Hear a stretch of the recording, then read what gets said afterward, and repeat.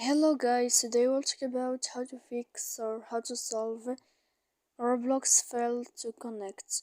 To know how to fix or how to solve Roblox failed to connect, you should just go to settings. Here in this page you'll enter to apps, default apps, app settings.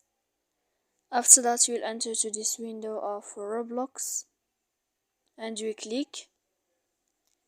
Then in this page of app info you will click on force stop and you will click OK. Here we'll enter to storage here, and after that we click on clear cache. In the end you can go to Play Store, you will search about your application of Roblox and you can click update to update your application. So please don't forget to support us by like and subscribe. See you next time in another video.